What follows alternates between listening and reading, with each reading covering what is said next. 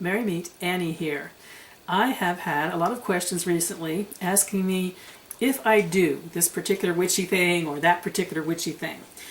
Things like, do I talk to the dead? Do I travel astrally? Can I tell the future? Can I use magic to heal? Do I have lucid dreams? Do I successfully meditate and visualize? Do I charm objects? Do I work with a Ouija board? It goes on and on and on. And I do have those things in a list to address as time goes by.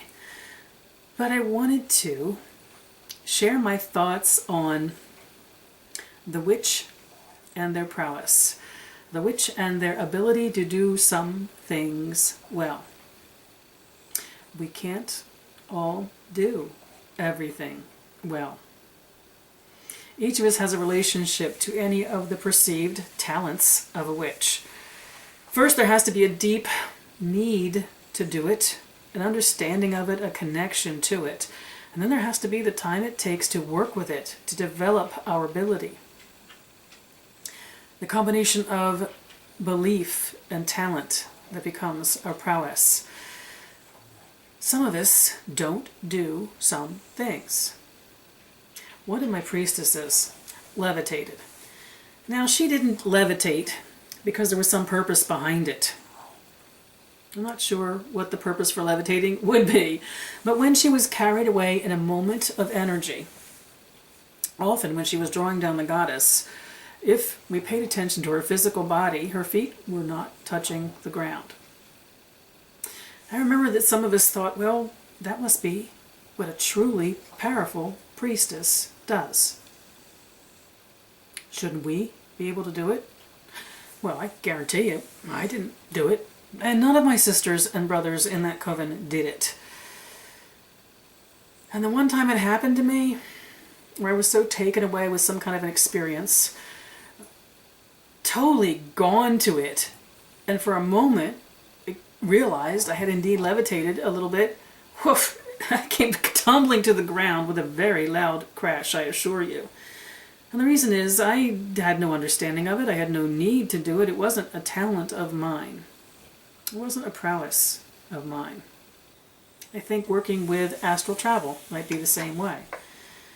A couple of viewers have reached out to me with questions about that recently, and one of them was quite concerned that since they weren't able to do it, it meant they were less than a witch.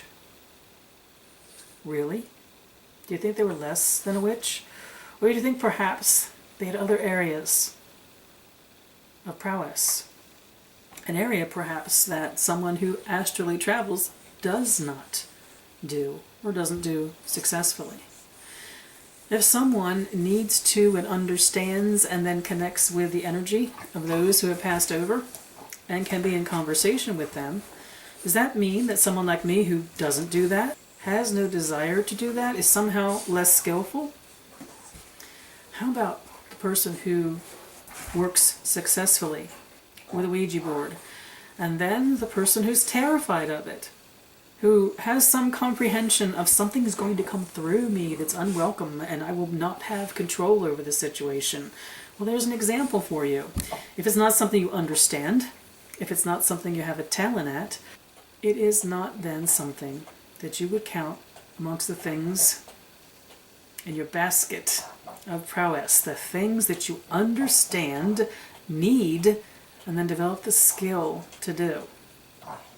So no, those of you who, especially as you begin, haven't yet had the time to see what calls out to you, what has meaning to you, purpose to you, you're not going to pick up a Ouija board and have a message made clear to you unless you know what you're doing and why.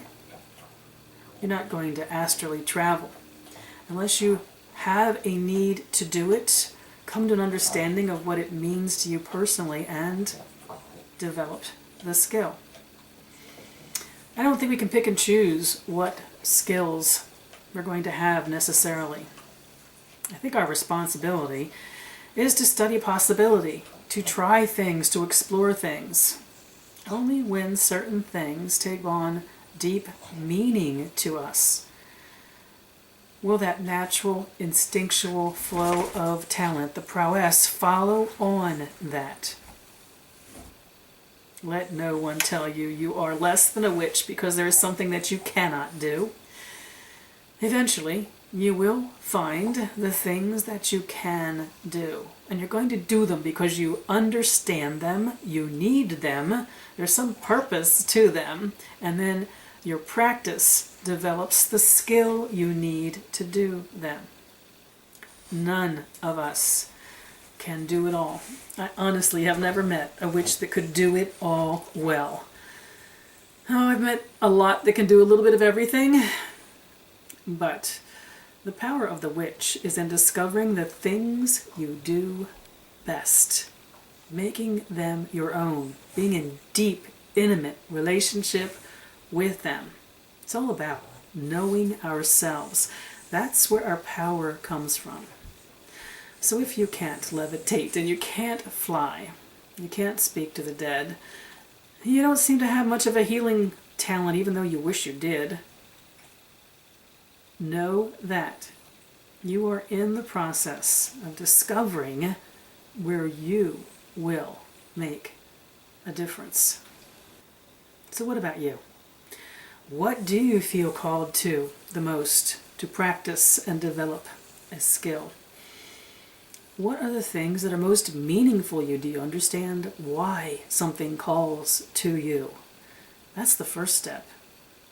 Appreciation, understanding, seeing how it benefits yourself and others, and then working at the skill required to do it. You will be the witch that you were meant to be. I wish you mirth and reverence. Mary Part.